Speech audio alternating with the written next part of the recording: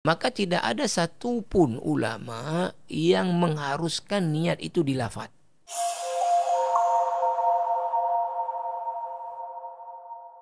Bismillahirrahmanirrahim. Assalamualaikum warahmatullahi wabarakatuh. Alhamdulillahilladzi faddala Ramadhana ala sairi syuhur. Ja'ala siyamahu faridah wa qiyama laylihi tatawwa'ah. ومن تقرب فيه إليه بخصلة من الخير كان كمن أدى فريضة فيما سواه ومن أدى فيه فريضة كان كمن أدى 70 فريضة فيما سواه وهو شهر الصبر والصبر ثوابه الجنة. اللهم صل وسلم وبارك على خاتم الأنبياء وإمام المرسلين وسيد المتقين وقدوة الصالحين نبينا محمد وعلى آله وأصحابه أجمعين وبعد. Furqaners yang dirahmati Allah Subhanahu wa taala, alhamdulillah Allah beri kita kesempatan bertemu meskipun melalui media podcast ini. Mudah-mudahan kita menjadi orang-orang yang senantiasa menggunakan waktu dalam hidup ini untuk saling menasihati, karena yang tidak merugi daripada perjalanan waktu yang terus berputar dan yang sudah pergi tidak pernah bisa kita ambil kembali adalah orang-orang yang mengisi waktu dengan iman, amal soleh, di antaranya juga adalah watawasau bil haqqi watawasau bis sabar. Furqaners yang mulia, tentunya salah satu hal yang perlu diperhatikan oleh orang yang melakukan apapun ibadah adalah apa? Pengetahuan tentang bagaimana mengerjakan ibadah tersebut agar sesuai dengan yang disyariatkan oleh Allah Subhanahu wa taala. Karena bila kita kerjakan satu ibadah, betul niat kita semata karena Allah, bukan karena apapun daripada selain Allah. Tapi tidak cukup bahwa ini untuk kemudian diterima ibadah kita. Kita butuh kepada syarat yang kedua, yaitu apa? Harus sesuai dengan yang disyariatkan. Ya, sebagaimana sabda Nabi SAW, ini termasuk salah satu hadis paling induk dalam agama selain hadis innamal a'malu binniyat. Karena ulama sepakat untuk diterimanya amal ibadah seorang Muslim itu adalah dua. Selain ikhlas semata karena Allah, juga adalah sesuai dengan yang disyariatkan. Berdasarkan hadis Sahih Bukhari dan Muslim, man amila amala laysa alaihi amruna fahuwa rad. Siapa yang buat satu amal ibadah tidak sesuai dengan perintah kami, amal itu adalah akan ketolak. Amal itu akan ketolak. Dalam riwayat yang lain, man ahdatha fi amrina hadza ma laysa minhu fa huwa raddun. Siapa yang mengada-ada dalam urusan agama yang sumbernya adalah wahyu, maka apa yang dia ada-adakan itu akan tertolak di sisi Allah Subhanahu wa taala. Maka Furqaners yang mulia, salah satu tentunya hal yang kita perlu perhatikan ketika menjalani satu ibadah, ya termasuk ibadah puasa, adalah biasanya terkait dengan perkara niat. Ini perkara ya penting untuk kemudian kita luruskan agar supaya pemahaman tentang niat dalam ibadah itu oleh masyarakat kita ini menjadi pemahaman yang benar. Karena kita ini mohon maaf sejak mungkin dari PAUD, kemudian TK, sampai kemudian sekolah dasar, menengah atau sampai ke kuliah, itu kalau tentang niat satu ibadah itu ditulis lafadznya. Ya misalnya, sengaja aku puasa Ramadan tahun ini, ya karena Allah Ta'ala. Atau sengaja aku puasa esok hari untuk Ramadan tahun ini karena Allah Ta'ala. Kalau dalam bahasa Arabnya, nawaitu sawma qadin an adai fardhi syahr Ramadana hadis sanati lillahi ta'ala. Nah, sehingga orang-orang awam kecenderungannya menganggap inilah yang kemudian niat. Ya. Sehingga sering kalau kita bawa jamaah misalnya untuk melakukan ibadah umrah, maka mereka sering bertanya, Ustaz, ini niatnya gimana cara melafazkannya? Bagaimana nih cara niatnya? Nah, Furqaners yang mulia, apa yang kita sebut dari tadi ucapan, ya lafaz daripada niat, ini adalah namanya dalam bahasa fikih at-talaffudzu bin niyah. itu melafadzkan niat. Bukan ini yang sesungguhnya niat. Maka para ulama ketika membahas niat ini bisa di berbagai kitab fikih misalnya, itu mengatakan niat itu adalah apa secara bahasa adalah al-qasdu. Yang maksud dari seseorang yang mengerjakan suatu pekerjaan. Nah, sehingga didefinisikan dalam definisi istilah niat itu adalah qasdu syai' muqtarinan bihi. Maksud mengerjakan sesuatu yang maksud itu bersambung dengan pekerjaan itu sendiri. Ya, maksud mengerjakan satu ibadah yang maksud itu bersambung dengan pekerjaan ibadah itu sendiri. Maka ulama sepakat, ya semua ulama, bahwa tempat niat itu mahalluha al-qalb. Dia ada di hati. Maknanya adalah ada dalam otak kita. Nah, maka tidak ada satu pun ulama yang mengharuskan niat itu dilafaz. La yushtaratu talaffudhu biha.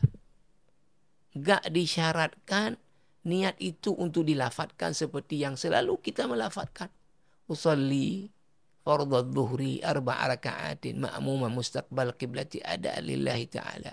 Kalau pakai bahasa Indonesia sengaja aku salat zuhur 4 rakaat menjadi makmum menghadap kiblat karena Allah Ta'ala.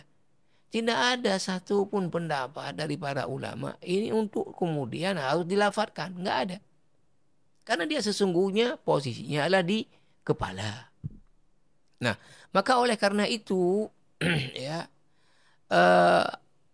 sebahagian ulama ya, termasuk dalam mazhab Syafi'i boleh dibaca di berbagai kitab. Kalau seandainya kepleset lidah salah dalam pengucapan disebut dengan ta'athurul lisan, la yadhur. Itu tidak akan merusak ya, ibadah kita itu kalau dalam hati kita itu benar. Misalnya dalam pikiran kita ini kita mau sholat zuhur. Waktu keucap adalah asar.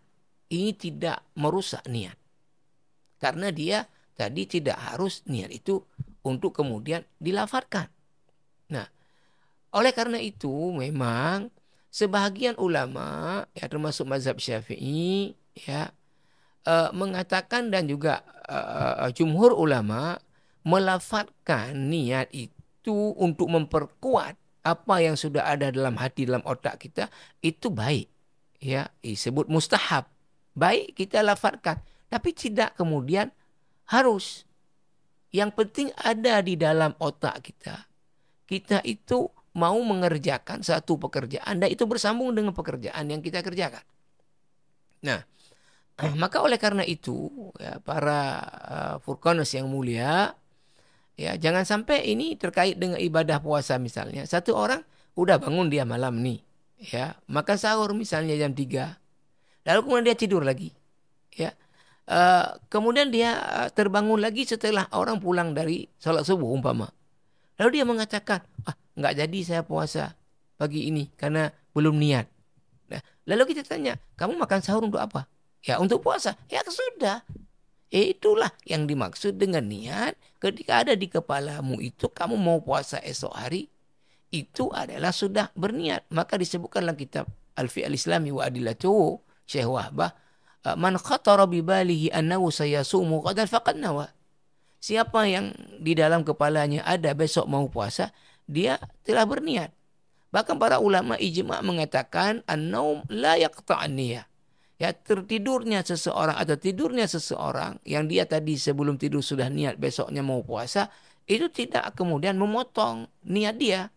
Jadi kalau dia tertidur dia kemudian bangun udah masuk waktu subuh, itu tidak mengapa. Karena tadi tidak harus niat itu untuk kemudian dilafadzkan. Bahkan mohon maaf untuk wawasan ini, Furqanus yang mulia, ada ulama yang justru kemudian mengatakan dilarang melafadzkan niat. Walaupun ini pendapat minoritas. Ya. Kenapa mereka sampai begitu? Karena tidak ditemukan Rasulullah itu ada melafadzkan usolli, nawaitu sauma ghadin. Begitu para sahabat begitu tabi'in. Karena dia adanya di dalam kepala, bukan dilafadzkan. Walaupun misalnya kita lafadzkan itu lebih bagus memperkuat apa yang ada di dalam kepala. Nah, jadi jangan sampai nanti orang mengatakan saya nggak jadi puasa hari ini karena saya belum niat. Tadi malam ada enggak di dalam otak kamu mau puasa? Ada, tapi saya belum membaca nawaitu shauma gadin. Enggak ada, harus kemudian niat itu dilafadzkan. Nah, satu hal Furqanas yang mulia bahwa ada hadis ya yang ini umumnya di mana-mana kita baca menjadi dasar untuk perlu niat dalam sebuah ibadah adalah hadisnya Sahih Bukhari dan Muslim, innamal a'malu binniyat wa innamal likulli imri'in ma nawa. Setiap amal-amal perbuatan itu atau seluruh amal-amal perbuatan itu ya dari seorang mukmin tergantung niat dia. Artinya maksud dia mengerjakan itu untuk siapa? Apakah untuk Allah atau bukan untuk Allah? Bahkan setiap orang dalam mengerjakan satu ibadah dapat apa? Tergantung manawa apa yang dia maksudkan dari mengerjakan itu. Sehingga dicontohkan kepada kasus hijrah. Ya, siapa hijrahnya ke Madinah itu karena Allah dan Rasul. Karena apa? Allah suruh, Rasul suruh. Di Madinah makan apa? Tidak jadi pertimbangan dia. Di Madinah tinggal di mana? Tidak jadi pertimbangan. Pokoknya Allah suruh, Rasul dia pergi agar dapatkan ridha daripada Allah, dapatkan pahala yang dijanjikan Allah.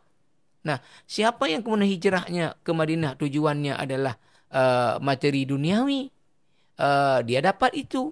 Tujuannya adalah perempuan untuk dia nikahi, dia dapat itu. Tapi dia tidak dapat pahala akhiratnya. Tidak dapat pahala akhiratnya. Maka, para ulama mengatakan bahwa fungsi niat dalam satu ibadah itu adalah dua. Ya. Yang pertama apa? Yang pertama adalah tamyizul ibadat anil adat. Untuk membedakan antara yang kita buat itu ibadah apa adat. Misal, satu orang nggak makan, nggak minum ya di siang hari, tapi tujuan dia diet, ya berarti bukan ibadah. Maka perlu kepada niat di otak dia bahwa dia puasa, melakukan ibadah puasa Senin, puasa Kamis misalnya, dan dia niat puasa dan dia ingin mendapat pahala dari puasanya. Nah, yang kedua adalah apa? Tamyizul ibadat ba'dhiha an ba'd. Untuk kemudian membedakan ibadah yang kita lakukan ini apa. Ya misal, ada orang puasa di Senin. Ya, apa puasa dia? Apakah sunat Senin? Atau dia mengqadha justru yang dulu tertinggal? Atau puasa nazar dia lakukan di hari Senin? Kan boleh-boleh saja. Jadi perlu dia niatkan di otak dia itu apa yang dia kerjakan. Kita masuk masjid nih. Lalu kita sholat 2 rakaat. Nah itu perlu kita tentukan di otak kita. Apakah itu tahiyatul masjid atau itu qabliyah. Nah itulah yang dimaksud fungsi dari niat untuk ibadah menurut para ulama. Nah bahkan kalau kita lihat kitab Jami' al-Ulum wal-Hikam Ibnu Rajab al-Hambali ketika mensyarah hadis ini. Sebetulnya hadis innamal a'malu binniyat dan seterusnya. Tadi inti hadis ini ada pada apakah kita ibadah karena Allah semata atau karena bukan Allah, atau karena Allah dan yang lainnya. Itu maksud daripada innamal a'malu binniyat. Ahiya lillah am li ghairillah am lillah wa li ghairillah. Itu intinya. Jadi walaupun kita misalnya di mulut kita solat zuhur karena Allah Ta'ala yang kita ucapkan, tapi sebetulnya kita karena misalnya mertua kita, karena misalnya kepala dinas kita, kalau dia tidak ada kita tidak salat, maka yang dinilai Allah adalah bukan karena Allah. Nah, ini Furqanas yang dirahmati Allah Subhanahu wa taala. Jadi niat itu tidak mesti dilafadzkan, dia yang penting ada dalam otak kita. Nah, khusus tentang ibadah puasa karena ada niat khusus, apa syarat khusus yang berlaku untuk puasa berdasarkan hadis dengan beberapa riwayat, man lam yubaytis siyama bil lail fala siyama lahu. Siapa yang tidak menetapkan niat untuk berpuasa esok harinya, maka tidak adalah puasa baginya. Maka setiap malam harus ada niat untuk esok akan puasa. Tapi maksudnya bukan mengucapkan dalam kepala kita besok kita mau puasa, itu sudah cukup menjadi niat untuk puasa kita. Mungkin demikian Furqanas menjadi ilmu, mudah-mudahan bermanfaat. Subhanakallah bihamdika asyhadu an la ilaha illa anta astaghfiruka wa atubu ilaik. Assalamualaikum warahmatullahi wabarakatuh.